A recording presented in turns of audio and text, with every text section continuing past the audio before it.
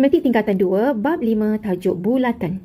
Dalam tajuk bulatan ini ada beberapa perkara asas yang perlu kamu semua tahu, iaitu yang pertama ialah yang warna oranye ini, keliling ini dipanggil sebagai ukur lilit bulatan. Okey, seterusnya iaitu pusat bulatan. Pusat bulatan ialah satu titik yang berada betul-betul di tengah-tengah bulatan. Jadi dalam kes ini pusat bulatan ialah O sebab dia berada di tengah-tengah. Perimeter. Perimeter ialah satu garis lurus yang melalui pusat bulatan. Okey, jadi di sini perimeter ialah POR. Garis lurus itu mesti melalui pusat bulatan. Jejari. Jejari ialah separuh daripada perimeter. Jadi di sini kalau ini perimeter POR, jadi kalau jejari ialah OP ataupun OR. Itu jejari. Ataupun satu lagi dalam merajah ini ialah OQ. Itu pun dikenal sebagai jejari. Perentas. Perentas ialah satu garis lurus dalam bulatan tetapi dia tidak melalui pusat bulatan. Okey, tapi dia kena ukur lilit bulatan jugalah. Jadi di sini perentasnya ialah US. Seterusnya ialah sektor minor. Sektor minor, kalau ini satu bulatan, sektor minor ialah satu sebahagian daripada bulatan. Okey, saya loretkan di sini. Ini ialah sektor minor. Jadi sektor minor di situ ialah POQ yang saya loretkan ini. Yang besar ini, yang tidak berloret ini dikenal sebagai sektor major. Term bearing minor. Okey, term bearing minor ialah kalau sini tadi US ini ialah perentas, kawasan yang diloretkan yang satu lagi ini, yang ini adalah merupakan term bearing minor. Kalau term bearing major pula ialah kawasan yang di sebelah sini, yang satu lagi, yang sebahagian lagi ini. Dan kemudian lengkok. Lengkok ialah kalau ini yang warna orange ini ialah ukur lilit bulatan. Jadi kalau lengkok ialah sebahagian daripadanya. Contohnya dekat sini lengkok SR ataupun lengkok PQ. Okey, yang lengkok dari P ke Q sini. Ataupun lengkok RQP pun boleh. Okey, jadi sebahagian daripada ukur lilit bulatan. Matematik tingkatan 2, tajuk poligon. Okey, diberi rajah menunjukkan oktagon sekata. Soalannya, apakah dia nilai X? Okey, bila disebut perkataan sekata di sini bermaksud semua sudut pedalaman dia adalah sama. Itu bagi maksud menunjukkan maksud sekata. Jadi semua sudut pedalamannya sama dan salah satu pada sudut pedalamannya diberi sebagai X tambah 30. Mengikut rumus, untuk mengira sudut pedalaman, formulanya ialah N tolak dengan 2. Okey. Kemudian darab dengan 180 dibahagikan dengan N. Di mana N adalah merupakan bilangan sisi.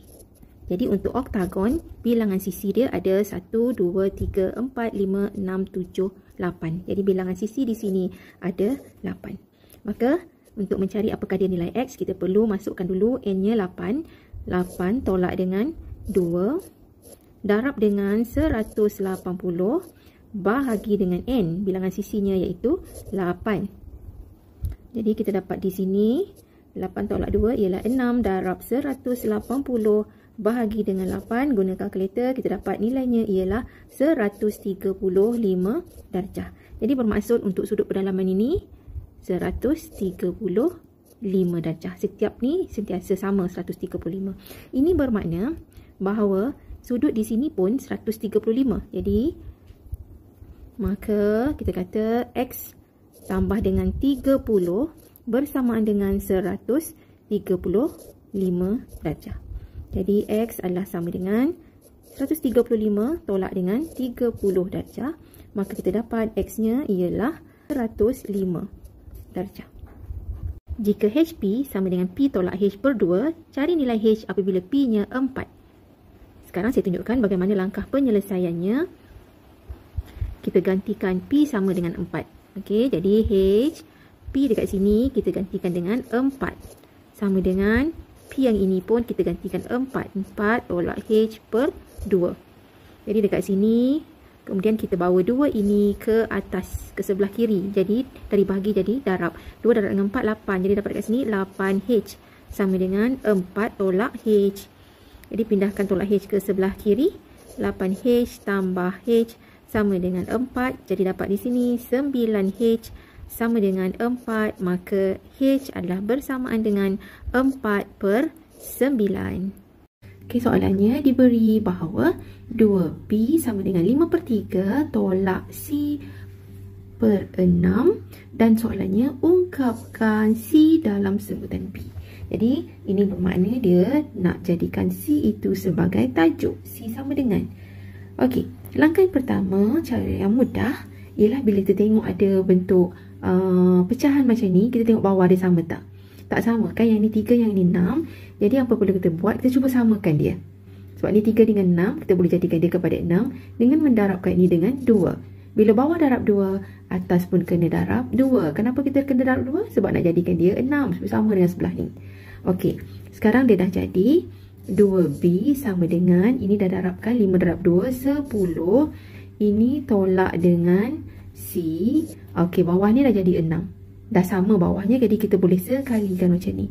Per 6. Jadi langkahnya ialah 6 ini kita bawa ke sebelah kiri, darabkan dengan 2B. Jadi 6 darab 2B ialah 12B.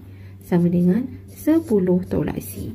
Oleh kerana kita nak ungkapkan C dalam sebutan B, maka kita kata C ini kita bawa ke sebelah kiri. Dan 12B ni tak ada kena-mengena dengan C, kita pindahkan dia ke kanan. Jadi ini negatif C, pindahkan ke kiri jadi positif C. Sama dengan 10, ini 12B positif, pindahkan ke sebelah kanan jadi negatif ataupun tolak 12B. Okey, maka boleh juga ditulis sebagai C sama dengan 10 dengan 12 ini kita boleh faktorkan. Keluarkan 2, jadi 2 darab 5 dapat 10, tolak dengan 2 darab 6 dapat 12. Okey, jadi 2 darab dalam kurungan 5 tolak 6B. Jadi inilah dia ungkapkan C dalam sebutan B.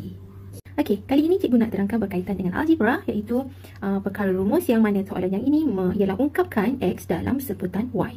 Diberi X per Y sama dengan X tolak 1 per 4. Soalannya ungkapkan X. Jadi bermaksud nanti jawapan dia nak jadikan X sama dengan X sebagai tajuk. Okey, jadi untuk hal yang ini kita buat darab silang. Y bawa naik ke atas, 4 bawa sebelah sini.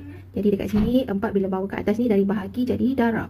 4X sama dengan Y bahagi bawah sini jadi darab. Y darab X tolak 1. Okey, jadi yang ini operasinya kita darabkan dah. Y darab dengan X, YX tolak Y darab 1, Y. Okey, oleh kerana kita nakkan X, maka ini ada X, ini pun ada X. Jadi kita kumpulkan sebelah yang sama, bawa ke sebelah kiri. Jadi 4X tolak YX sama dengan negatif Y.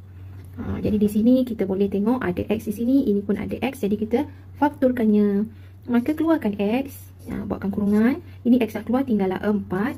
Ini tolak, X dah keluar depan, tinggal Y. Jadi X kurungan 4 tolak Y sama dengan negatif Y. Okey, seterusnya ialah kita nak jadikan X sebagai tajuk. Maka X sama dengan negatif Y, ini ialah darab. X ni darab dengan yang dalam kurungan, jadi pindah ke sebelah kanan menjadi bahagi. Bahagi dengan 4 tolak dengan Y. Okey, ada kalanya dalam exam jawapan macam ni tak ada. Diberi jawapan yang dekat atas ini diberi positif. Positif Y. Untuk jadikan dia positif Y, jadi bermaksud yang atas ini dia darabkan dengan negatif. Bila atas darab negatif, bawah pun dia darab dengan negatif. Jadi bermaksud jawapan satu lagi boleh tulis sebagai, ini negatif dengan negatif jadi positif Y. Okey, ini 4 darab dengan negatif jadi negatif 4. Negatif Y darab negatif jadi positif Y. Okey, ada kalanya jawapan objektif diberi sebagai Y bahagi dengan Y. Ini saya letak di depan yang positif, yang negatif 4 letak di belakang. Okey, jadi jawapan ada kalanya diberi bentuk macam ini ataupun bentuk yang ini. Okey, dua-dua adalah betul.